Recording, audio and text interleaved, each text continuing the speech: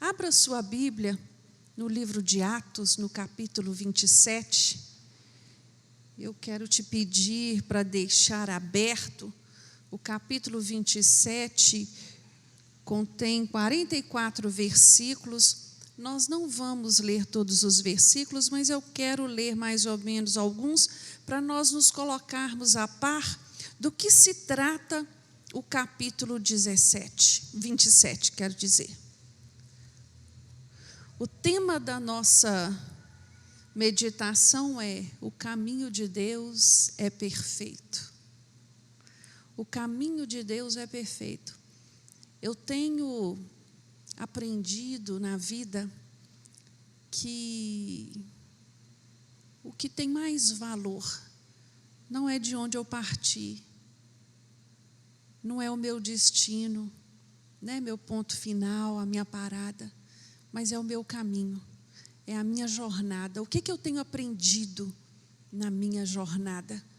O que eu tenho sido capaz de aprender na minha jornada de vida?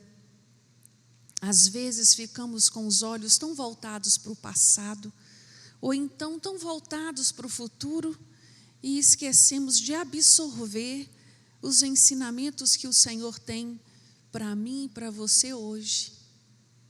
O que eu tenho aprendido na minha jornada? E aqui no capítulo 27, nós vamos conhecer um pedacinho da jornada de Paulo. É um evento que vai acontecer já para o final da vida de Paulo. O título da minha Bíblia diz assim: Paulo é enviado a Roma. Versículo 1. Quando se determinou que navegássemos para a Itália, entregaram Paulo e alguns outros presos a um oficial por nome Júlio, da corte Augusta.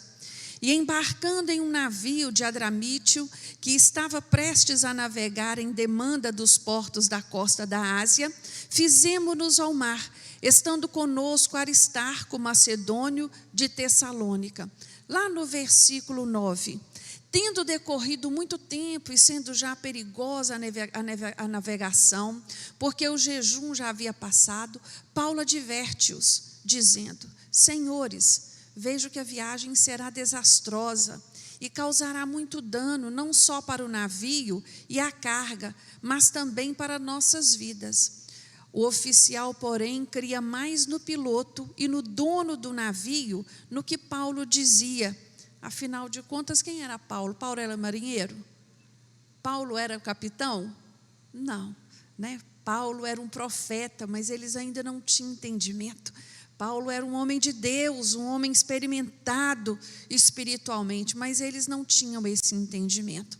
Aí no versículo 13 diz o seguinte: soprando o vento sul brandamente e pensando terem já o que desejavam, levantaram âncora e foram mais de perto, costeando a ilha de Creta.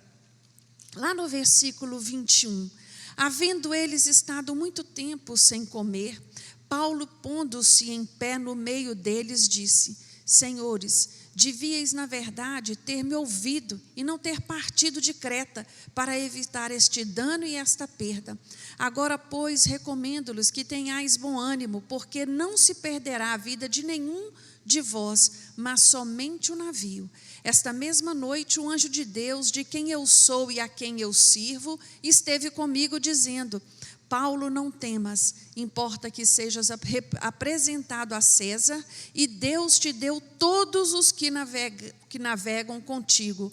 Portanto, senhores, tende bom ânimo, pois creio em Deus que há de acontecer assim como foi dito.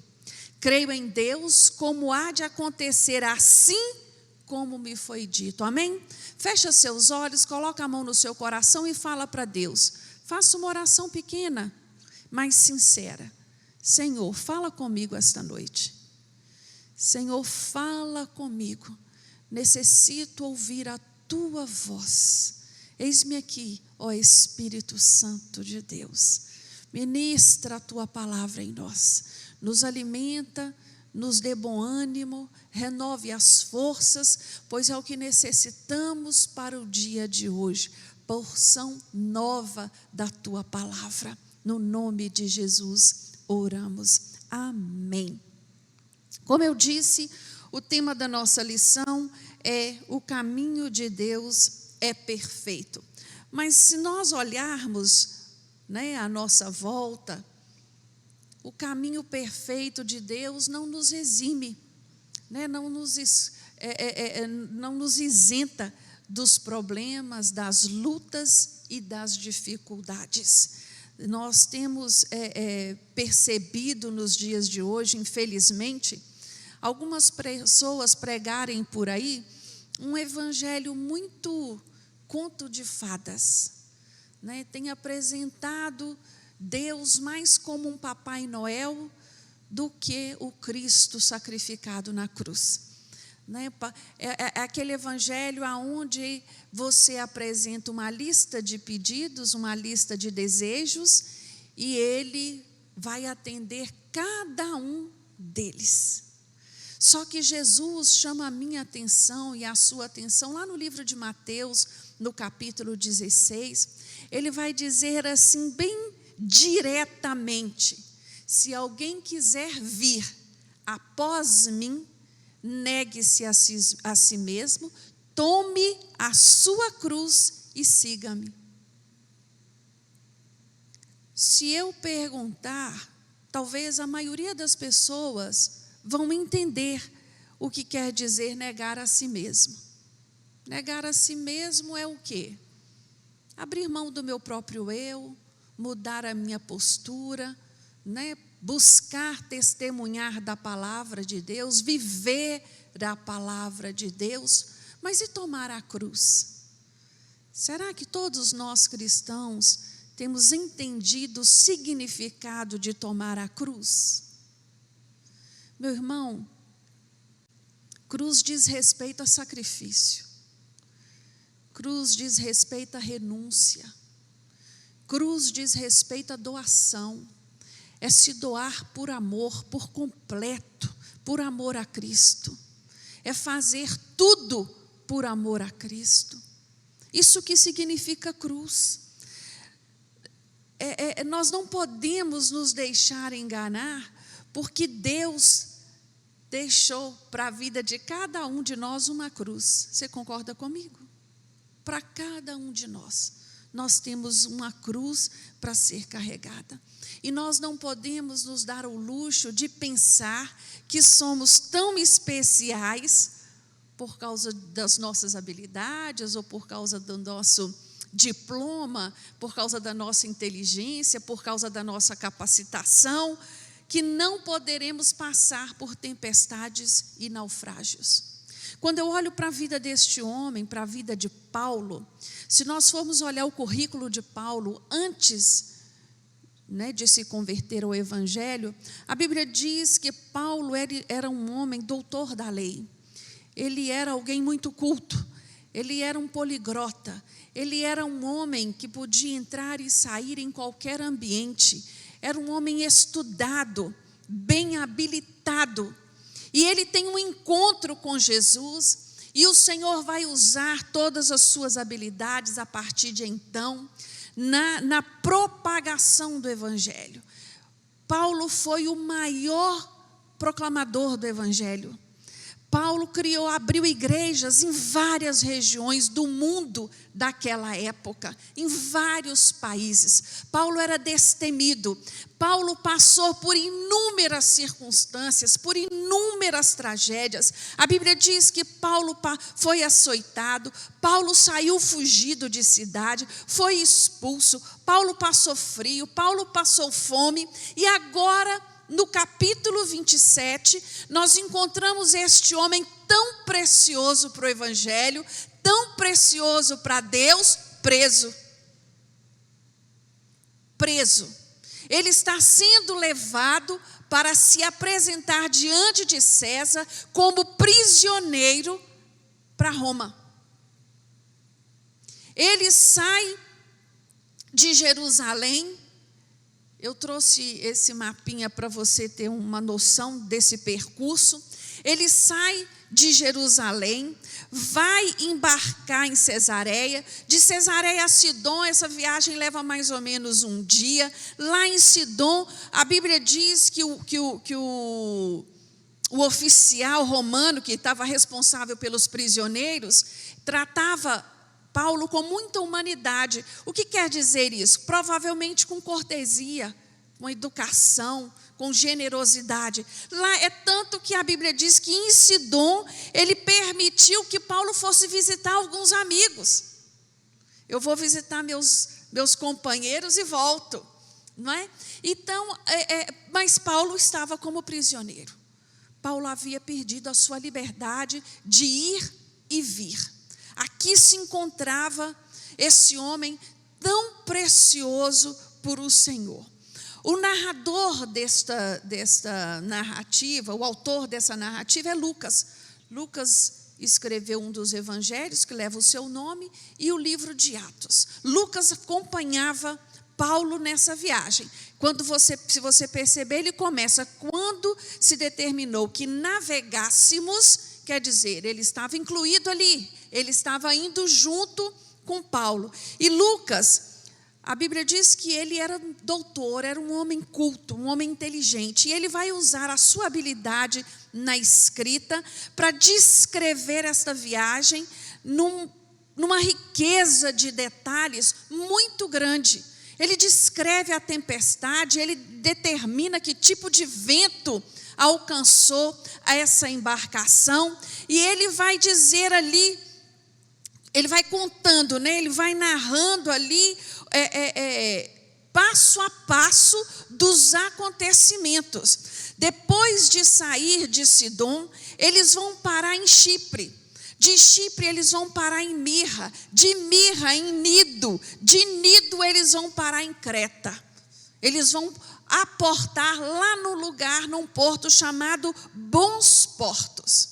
Quando eles chegam ali, era inverno, e é sabido naquela região de que o inverno não é um tempo bom para se navegar. Por isso, Paulo chega no versículo 9 e 10, e adverte ao comandante daquela embarcação que não era interessante sair dali, que era melhor aguardar passar o inverno. Normalmente o inverno levava 3 meses para passar. E eles, entre si, não decidem continuar. E aí o que acontece? No versículo 13, aparece um tempo de calmaria. E eles falam: vamos procurar um porto melhor do que esse que nós estamos. Nós vamos beirando aqui a ilha de Creta e nós vamos para uma cidade mais próxima, mas que não seja aqui. O interesse deles era chegar em Fênice, que era um porto mais apropriado para ficar o tempo que era necessário. Assim que esse barco sai, a Bíblia diz que um vento, chamado vento nordeste, toma aquela embarcação, numa força, que eles não tiveram como fazer, não tiveram o que fazer. O barco ficou à deriva. O que é um barco à deriva? É um barco que não tem como se controlar, não tem como se direcionar.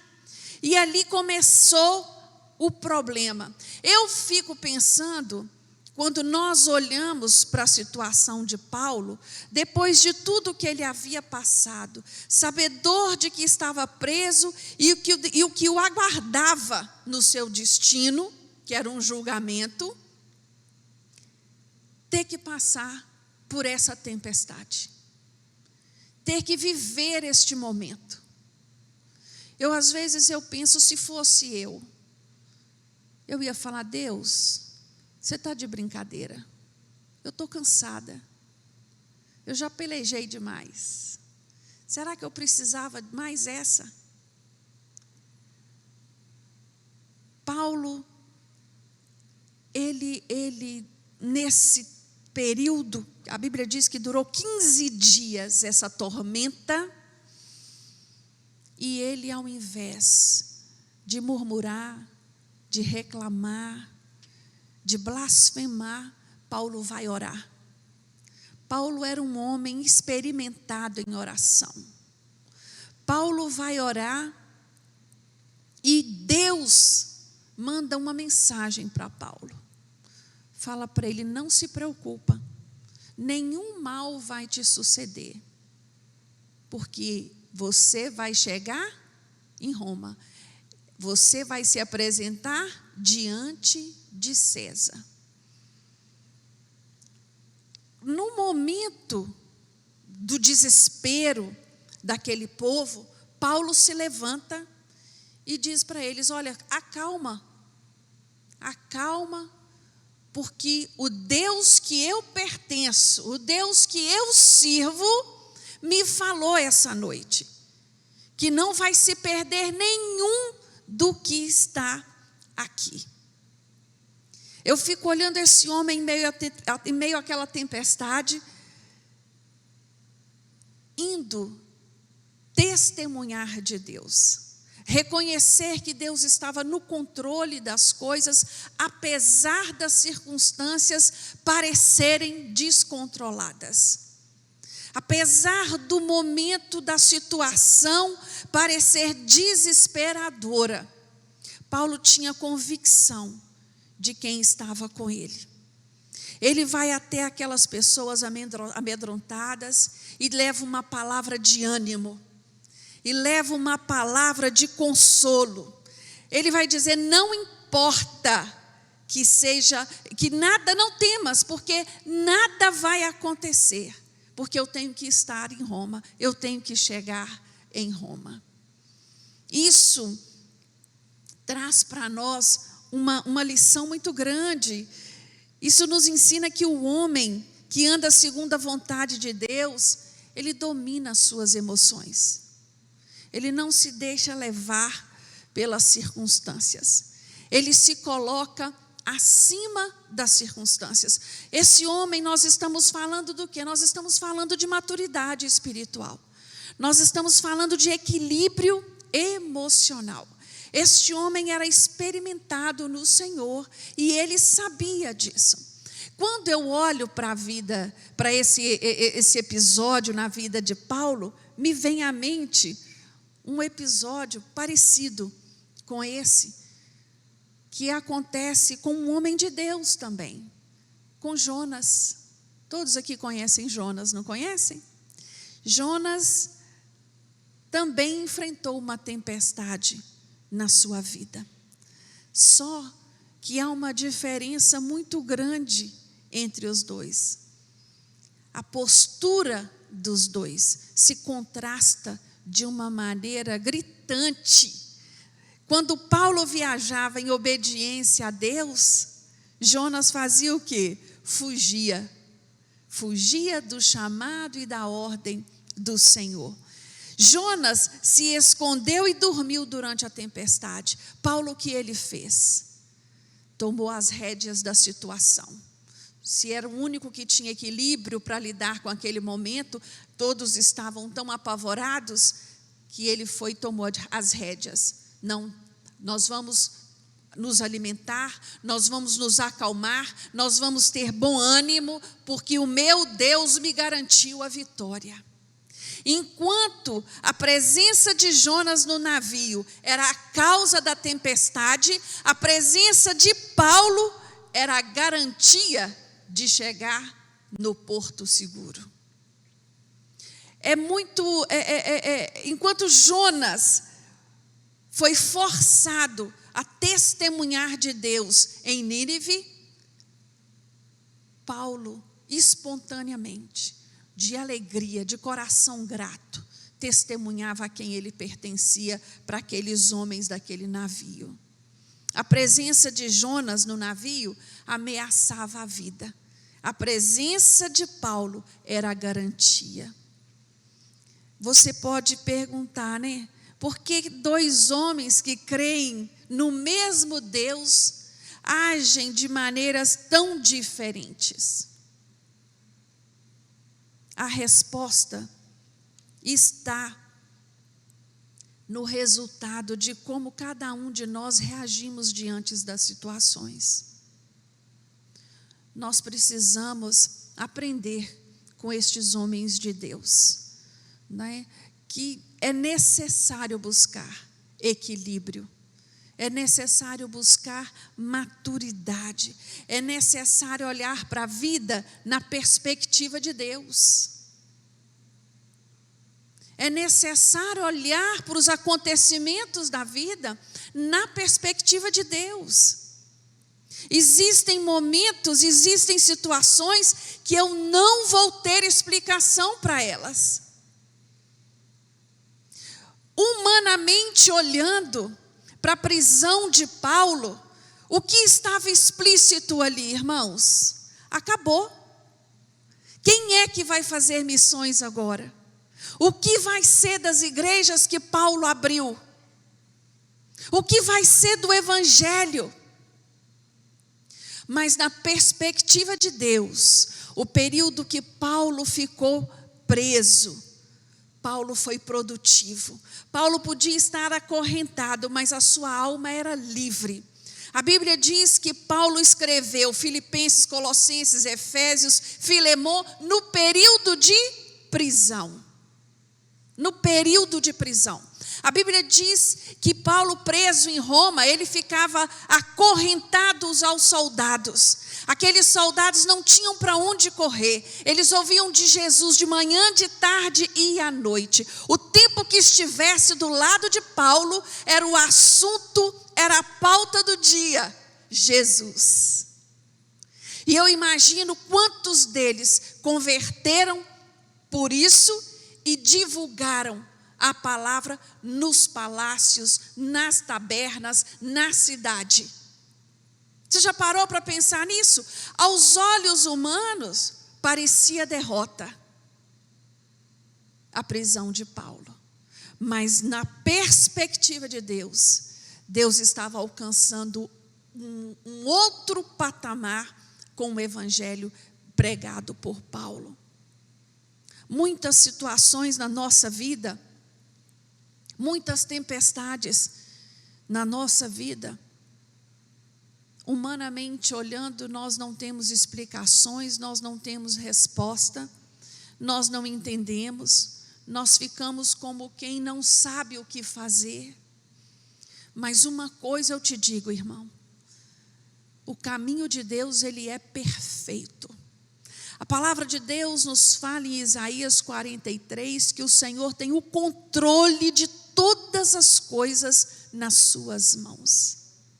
Então não deixe as circunstâncias tirar a sua paz, tirar a sua esperança, tirar a certeza de que Deus está trabalhando na sua vida e através da sua vida. Deus abençoou todos aqueles homens que estavam naquele barco, todos. A palavra de Deus nos diz no versículo 37 que eram 276 pessoas que estavam ali. Nenhum se perdeu. Todos foram abençoados por ele. O que eu aprendo na tempestade da vida? Eu aprendo que eu preciso ter cuidado com a cilada dos ventos suaves. Às vezes a vida parece que está tudo calmo, está tudo tranquilo, que está tudo bem.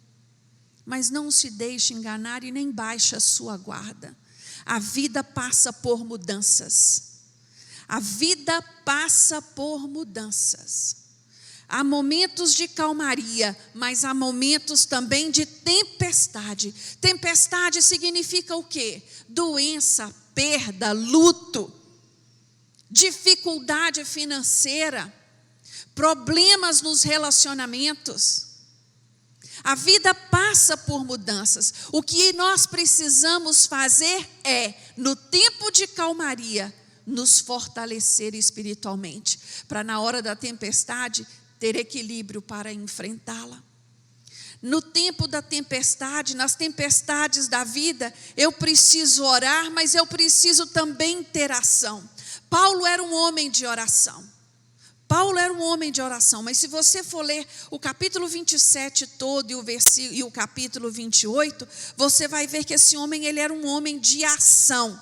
Ele ajudou a esvaziar o navio, ele ajudou a esvaziar a carga, a desfazer das armações, ele encorajou os homens a se prepararem para o que vinha adiante. Quando eles aportam lá na ilha de Malta, ele vai preparar uma fogueira. Paulo era um homem de ação. Então, às vezes, nós oramos muito, mas cruzamos o braço. Esquecemos de que a nossa parte precisa ser feita. Nas tempestades da vida, é necessário agir também. É necessário ter ação. Nas tempestades da vida, olha a crítica construtiva, preste atenção. Paulo chega para aqueles homens e fala para eles: olha, era razoável se vocês tivessem me ouvido lá atrás. Mas ele não ficou dizendo assim: está vendo? Bem feito, se você tivesse me ouvido, nós não estávamos passando o que nós estamos passando. Não, ele disse: olha, era razoável, mas vocês não ouviram, então vamos ver o que nós podemos fazer agora. Eu te aconselhei, mas não foi feito, então vamos ver o que a gente pode fazer agora. E não ficar levantando questionamentos que não adiantam, que não levam a lugar nenhum. Por que eu fiz? Por que foi feito? Por que não fez diferente? Por que não agiu assim? Existem situações que não tem volta, como uma tempestade dessa. Já foi, você já está nela. Agora é olhar para frente e buscar o caminho de saída. Preste atenção. Nas tempestades da vida, olhe a soberania de Cristo. Declare de quem você pertence. A sua vida tem que reconhecer na prática quem é o seu Senhor. Não é só de palavras. No seu testemunho, você testifica a quem você pertence. 2 Coríntios 5,15 nos diz assim: e ele morreu por todos, para que os que vivem não vivam mais para si, mas para aquele que por eles morreu e ressuscitou. Se Jesus é o seu Salvador, a sua vida tem que refletir isso. Você tem que viver para Ele. Ele tem que ser o centro da sua vontade. Amém, irmãos? E por último, na tempestade da vida, lance as âncoras que vão te manter firmes no lugar. A Bíblia diz nesse relato, Lucas vai relatar, que foram lançados da popa 4 âncoras para tentar manter o navio ali seguro, até que o dia viesse, até que clareasse, para eles reconhecerem aonde eles estavam. Na tempestade da vida, nós precisamos lançar a mão nas nossas âncoras, porque as tempestades nos submetem a grandes cargas. Há uma sobrecarga que muitas vezes não damos conta. E aí é hora de lançar mão da âncora da fé, da âncora da esperança e a âncora do amor. A fé, irmãos, é aquela que nos mantém firme nas promessas do Senhor. Firme nas promessas do Senhor. Nas tribulações e tentações, nós temos que ter em mãos estas âncoras. A âncora da esperança fala o que para a minha alma? Ela afirma para mim uma visão de expectativa futura. Ela tira o meu olhar da circunstância. A esperança me leva a aguardar no Senhor.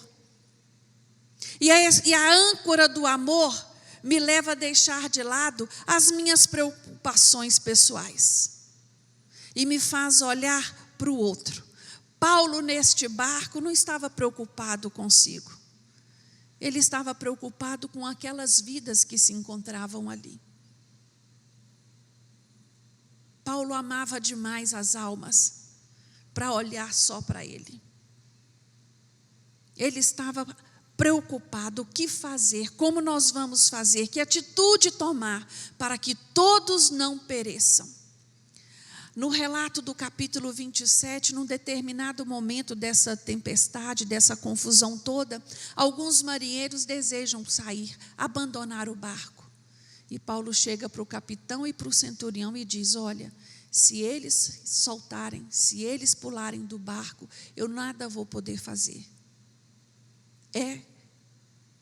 É primordial que todos estejam no barco.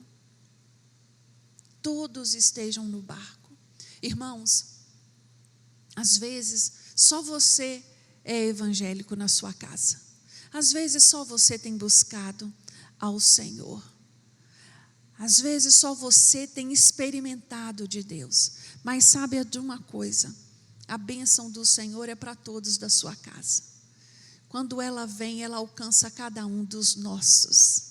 Cada um dos nossos. Não desista em buscar o Senhor. Não desista em interceder pela vida dos seus familiares que ainda não encontraram Jesus. Vale a pena orar. Vale a pena crer, porque na hora certa o milagre vai acontecer. E foi o que aconteceu aqui.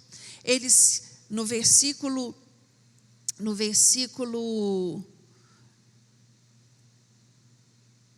40, registra que eles levantam as âncoras porque eles avistam a terra, eles avistam uma praia. E aí o barco vai se movendo até que fica enterrado na areia, emperrado, né? Ele bate num banco de areia e agarra ali. As ondas começaram a bater e a destruir o barco.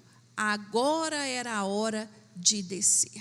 Agora era a hora de descer. Aí os soldados, depois de tudo isso, de Paulo ter ajudado, de ter garantido que todos iam viver, um dos oficiais dizem: é conveniente que matemos todos os prisioneiros para que eles não fujam.